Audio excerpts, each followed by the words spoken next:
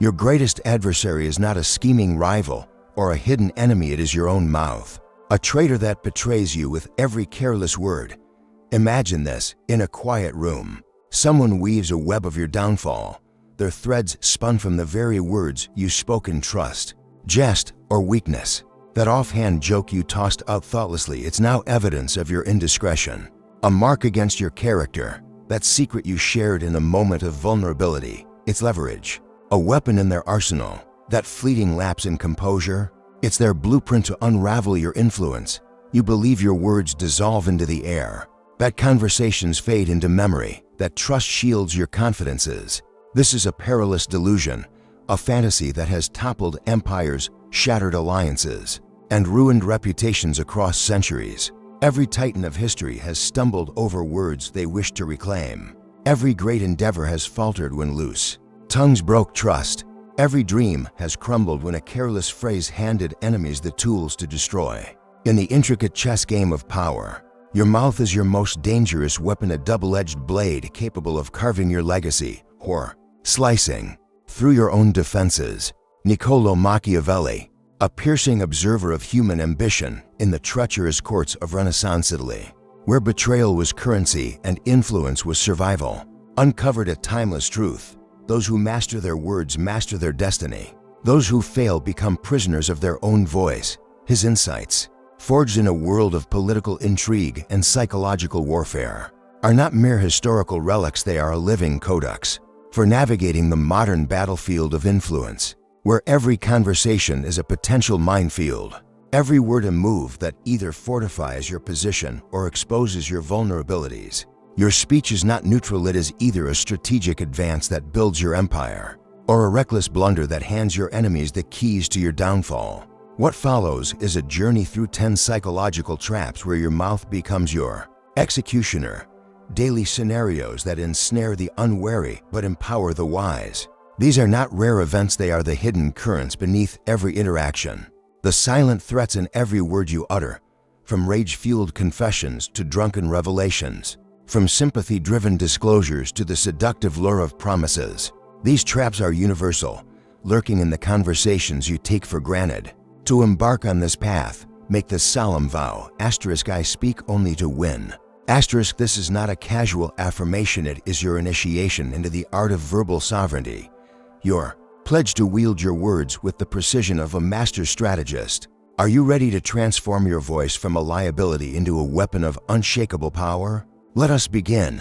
Anger is a truth serum, a venom that strips away your defenses and turns your mouth into a confession booth, spilling secrets you've guarded for years. When fury surges, your mind's fortress crumbles, its gates flung open, releasing every grievance, resentment, and dark thought you've carefully concealed. In that moment, the person who sparked your anger isn't your adversary, they're your interrogator, extracting your deepest truths with chilling ease. While you feel righteous in your rage, they're collecting intelligence, mapping your vulnerabilities, and learning how to provoke you at will. Anger makes you predictable, a puppet whose strings are pulled by anyone who knows your triggers. Once they discover what ignites your fury, they hold the power to make you reveal secrets, sabotage your credibility, or unravel your composure whenever it serves them. The true danger lies not in what you say, but in who hears it and how they wield it. Your outburst becomes their permanent record of your character, a snapshot of weakness they can exploit indefinitely. Machiavelli warned, "He who wishes to be obeyed must know how to command. Command begins with self-mastery, and if you cannot govern your mouth in the heat of anger, you surrender control over everything that matters: your reputation, your influence, your future." Rage is not a badge of strength, it is weakness cloaked in bravado, a momentary explosion that becomes lasting ammunition for your adversaries. Picture a workplace scenario. A colleague provokes you in a meeting, and you unleash a tirade, revealing frustrations about your boss or team.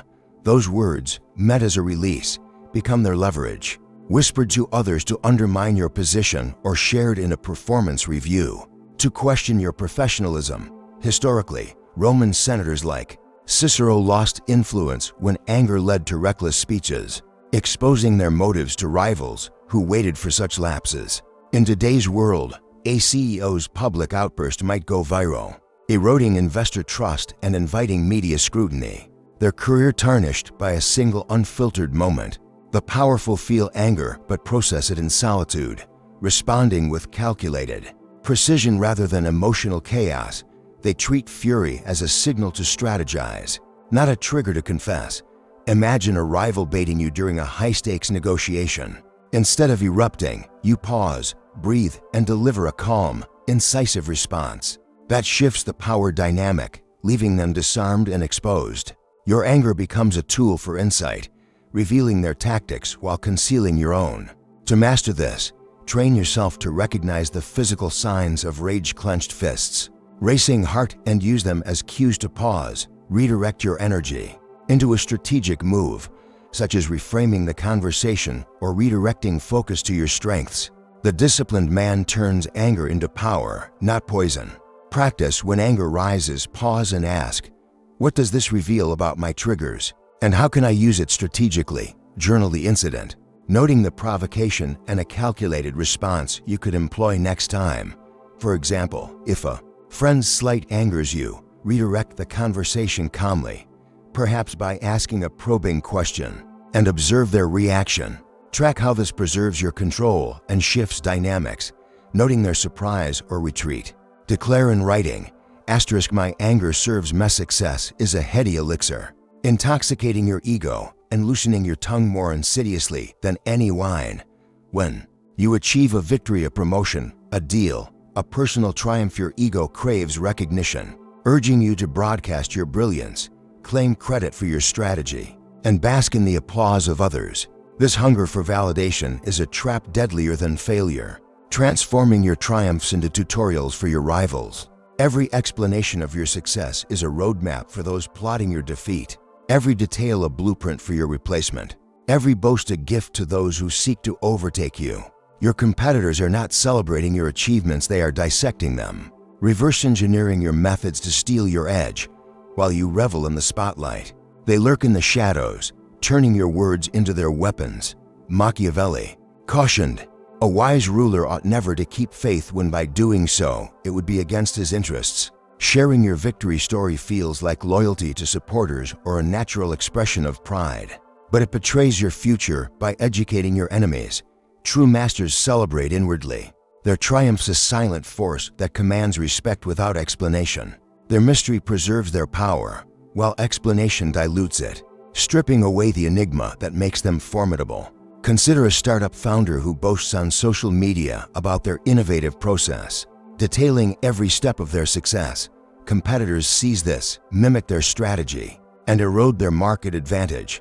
Historically, Renaissance condottieri, like Cesare Borgia, maintained power by keeping their military tactics secret, letting their victories speak while rivals scrambled to understand their methods. Today, a poker player who reveals their winning tactics mid-game ensures their next loss. Their openness inviting defeat. Your victories should be a silent storm, their impact felt, not explained. Imagine closing a major deal. Resist the urge to detail your strategy, even to allies, and let the outcome itself command respect. Your competitors will search for weaknesses, but your silence leaves them guessing, their assumptions fueling your mystique. This restraint requires discipline. As the ego's siren call for recognition is relentless, train yourself to redirect praise to others or shift focus to future goals, preserving your strategic advantage. Practice after a success. Journal the temptation to share and identify one way to celebrate privately.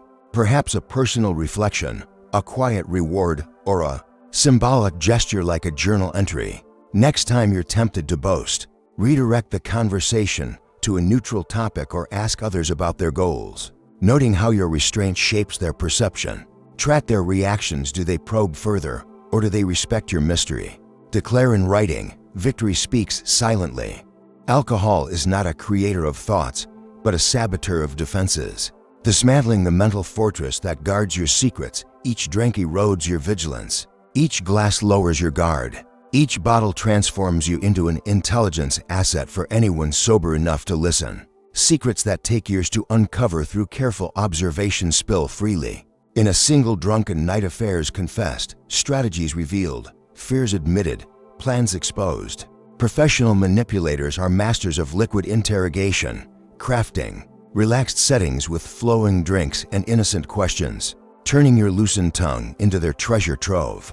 They remember every word, you forget it all, your confessions becoming their sober advantage, your candor their currency. Your drunken admissions, relationship struggles, business weaknesses, personal insecurities become evidence in disputes, intelligence for competitors, or leverage for betrayal. A casual remark about workplace frustrations at a bar might reach your boss, framing you as disloyal. A confession about personal doubts might fuel a rival's campaign to undermine you. Machiavelli advised, "A prince, so long as he keeps his subjects united and loyal, ought not to mind the reproach of cruelty." Be ruthless with your impulses when alcohol flows, for the fleeting pleasure of sharing far outweighs the lasting pain of exposure. In an era where every phone is a recording device, every intoxicated word is potential evidence, ready to be replayed in courtrooms, boardrooms, or social circles. Historically, spies in royal courts plied rivals with wine to extract state secrets, a tactic mirrored today in corporate espionage or social manipulation. Where a friendly drink becomes a trap, smart individuals drink strategically or abstain entirely, choosing clarity over connection when stakes are high. Picture a networking event where colleagues loosen up with cocktails. You stay sober, observing their revelations while revealing nothing, collecting insights that give you an edge. Your clarity becomes your power, your restraint your shield, positioning you as the one who sees while others are seen. Practice at your next social event with alcohol. Limit your intake to one drink or none, and focus on observing others' behavior. Journal what they reveal under the influence, gossip, insecurities, plans, and how your restraint gives you control. For example, note how a colleague's drunken complaint about a project reveals their strategy, and use it to your advantage in planning. Track how staying clear-headed shifts conversational dynamics. Noting others' trust or deference, declare in writing, "Clarity is my power." Pressure is a crucible that reveals your true character, and most discover it's frailer than they believed. As stress mounts, deadlines loom, expectations rise, crises converge. The civilized mask you wear slips, exposing desperation, inadequacy, or fear. Under pressure, you confess you're unqualified, admit struggles, or reveal failures, believing you're seeking support. In truth, you're handing enemies targeting information, vulnerabilities they can exploit to undermine or overtake you. These confessions, often shared with those closest to you, family, friends, colleagues, create weaknesses that can be weaponized later. Your moment of candor becoming their opportunity for leverage. Your breaking point isn't a display of authenticity, it's a window for exploitation. Your stress their chance to extract secrets, gain advantage, or position themselves for your downfall. Machiavelli noted, "It is better to be feared than loved if you cannot be both." When you break under pressure, you inspire neither, you earn contempt, your weakness becoming others' permanent judgment of your capabilities. Imagine a workplace scenario. Under a tight deadline, you admit to a colleague you're struggling, hoping for empathy. They share it with others, framing you as incompetent, and soon your reputation suffers. Historically, leaders like Julius Caesar maintained composure under siege, using pressure to expose rivals' weaknesses while concealing their own. Today, a manager who cracks under stress loses team respect, while one who remains calm under fire gains loyalty. Their poise a beacon of strength. Pressure is not your enemy, your response to it is. Master your response, and pressure becomes a forge, crafting you into a diamond while weaker competitors crumble. Picture facing a high-stakes deadline. Instead of venting frustrations, you prioritize tasks, deliver results, and let your performance speak. Your composure elevating your reputation. Train yourself to see pressure as a test, an opportunity to outshine those who falter. Practice when stressed, pause and ask, what is this pressure revealing about me? And how can I use it to grow? Journal the situation, identifying the source of stress and planning a composed response, such as focusing on results rather than venting. For example, if a client's demands overwhelm you, outline a clear plan and execute it calmly, tracking how it strengthens your position. Note shifts in others' perceptions. Do they view you as more reliable, Declare in writing, * pressure builds diamonds. Manipulators don't strike with force, they wield vulnerability like a velvet dagger, sharing carefully crafted stories of struggle to make you feel needed. The sympathy trap reverses the power dynamic. You feel protective, not threatened, lowering your guard to share secrets in a bid to help. In reality, they're extracting your weaknesses, turning your compassion into their competitive edge. Real vulnerability is raw, messy, and unpolished. Performed vulnerability is a polished performance, designed to provoke your disclosures. The colleague with a perfectly timed sob story or the friend who always needs saving may be predators, their tails a lure to draw out your secrets. Your empathy becomes their ammunition, your shared vulnerabilities their intelligence. Machiavelli warned, "Men are so simple of mind and so much dominated by their immediate needs that a deceitful person will always find plenty who are ready to be deceived." Your urge to connect and help makes you vulnerable to manipulation, your kindness their weapon. Imagine a co-worker sharing a tale of personal hardship, prompting you to reveal your own struggles in solidarity later. They use your words to undermine your promotion. Historically, Renaissance courtiers used feigned vulnerability to extract secrets from rivals, a tactic echoed in modern corporate games where a confiding colleague might fish for weaknesses. True strength offers help without exposing vulnerabilities, supports without sharing secrets, shows compassion without showing weakness. Learn to distinguish genuine need from strategic manipulation. A manipulator's story is too polished, their questions too probing, their timing too convenient. Guard your secrets, offering aid without compromising your position. For example, if a friend shares a dramatic tale, listen empathetically, but redirect to neutral topics. Preserving your own boundaries. Practice when someone shares a struggle, listen attentively, but reveal nothing personal.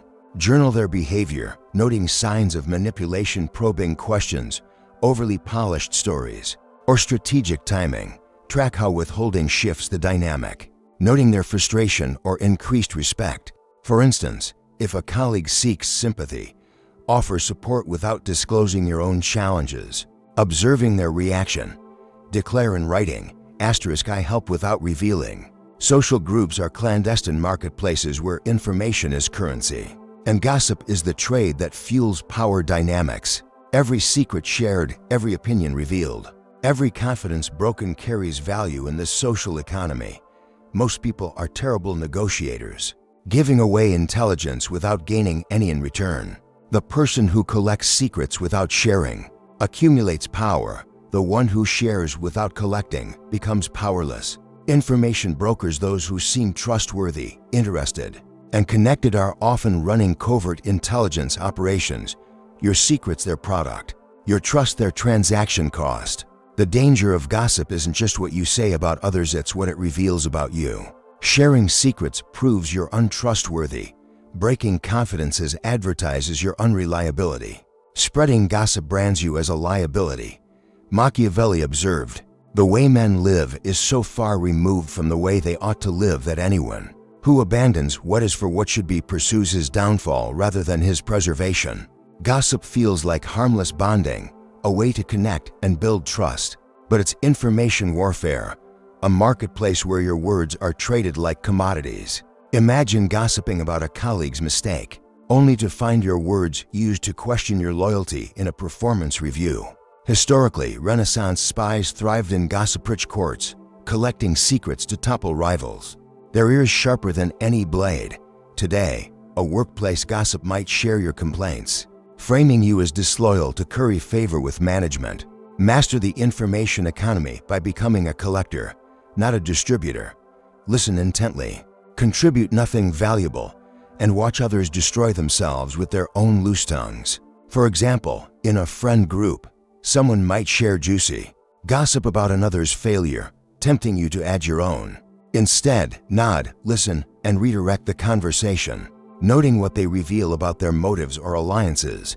Your silence positions you as a vault, a figure of trust who gains power by withholding. Practice, in a social setting, listen to gossip without contributing, noting what others reveal secrets, motives, or weaknesses. The temptation to weaponize this information feels like justice, a righteous strike against those who wronged you. But revenge through revelation is a suicide strategy, destroying you more than your target. Every relationship is a mutual intelligence exchange. You know their vulnerabilities, and they know yours. Exposing their secrets doesn't just harm them, it advertises you as someone who weaponizes private information, a warning to future partners, employers, and allies. Your revenge becomes their cautionary tale, signaling that you'll betray confidences when hurt, rendering your credibility worthless and your trustworthiness suspect. Machiavelli advised, severity should be dealt out all at once so that their suddenness may give less offense. If revenge is necessary, act through untraceable means, strategic outperformance, calculated distance, or subtle repositioning while preserving your reputation for discretion. Silence is your true power, secrets your leverage for future battles. Imagine an ex-partner betraying you. Revealing their secrets might feel satisfying, but it brands you as untrustworthy to future allies. Instead, you quietly outperform them, letting success settle the score. Historically, Cardinal Richelieu maintained power by holding secrets as leverage, not spilling them for petty vengeance. Today, a professional might counter a workplace betrayal by securing a higher profile role, their silence preserving their reputation while their results speak. Your silence after betrayal is a fortress, protecting your credibility while others destroy theirs. Practice. After a betrayal, journal the temptation to reveal secrets and choose silence instead. Plan a strategic action, outperforming the betrayer, distancing them, or building new alliances, and track its impact on your reputation. For example, if a colleague undermines you, focus on a high-impact project that elevates your standing. Noting how others view your restraint, declare in writing, silence is my revenge. Insecurity drives you to perform competence, expertise, or importance. But this verbal theater is a transparent act that fools no one. When you feel inadequate, your mouth compensates with name-dropping to seem connected, over-explaining to seem knowledgeable, or interrupting to seem important. Each behavior screams the opposite of your intent, broadcasting your insecurity to all who listen. True competence doesn't require advertisement. Real expertise doesn't need explanation. Genuine confidence doesn't seek validation. Your performance makes you predictable, revealing triggers that others can exploit to provoke revelations, poor decisions, or actions against your interests. Machiavelli warned, never was anything great achieved without danger. The fear of seeming incompetent feels perilous, but overcompensation proves it, turning your insecurity into a self-fulfilling prophecy. True masters let their work create their reputation, confident their value will shine when it matters most. For example, a junior employee who boasts about connections appears desperate, while one who delivers exceptional work quietly earns respect. Historically, Leonardo da Vinci let his masterpieces like The Last Supper silence doubters, not his words. Today, a coder might let their software's brilliance speak, avoiding self-promotion to build authentic credibility. Imagine presenting a project and feeling uncertain, resisting the urge to over-explain. You let your results stand, earning admiration for your quiet confidence. This restraint transforms insecurity into strength, your work a testament to your worth. Practice when feeling insecure. Resist verbal overcompensation, name-dropping, over-explaining, interrupting, and focus on delivering results.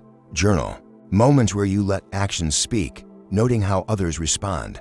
For example, in a meeting, avoid boasting about your expertise and let your contribution impress. Tracking increased respect or deference. Declare in writing, my work proves my worth. Promises are seductive, offering instant relief from pressure without immediate cost. When demands exceed your capacity, whether from a boss, client, or friend, your mouth writes checks your reality can't cash, creating debts that compound with interest. Each unfulfilled promise erodes your credibility. Each broken commitment proves your unreliability. Each failed guarantee demonstrates you prioritize temporary relief over permanent reputation. Machiavelli cautioned, he who builds on the people builds on the mud. Promises are built on hope, an unstable foundation that collapses when unmet. People believe your commitments because it suits their needs, but failure destroys trust for both, leaving your word worthless. Strategic operators under-promise and over-deliver, building reputations for reliability rather than rhetoric. Imagine promising a client an unrealistic deadline to appease them when you fail. Your credibility suffers and their trust evaporates. Instead, set achievable goals and exceed them, earning loyalty and respect. Historically, Benjamin Franklin built influence by promising little and delivering much. His reliability a cornerstone of his legacy. Today, a freelancer might underpromise delivery times and delight clients with early results, their reputation growing with each exceeded expectation. Your promises must be deliberate, grounded in reality, not fantasy. Train yourself to assess your capacity before committing, offering less than you can deliver to ensure success. Practice when pressured to make a promise. Commit conservatively and aim to exceed expectations. Journal the outcome, noting how it builds trust or enhances your reputation. For example, promise a task by week's end but deliver midweek. Tracking client or colleague reactions. Do they express gratitude or increased reliance? Declare in writing. I deliver beyond promises.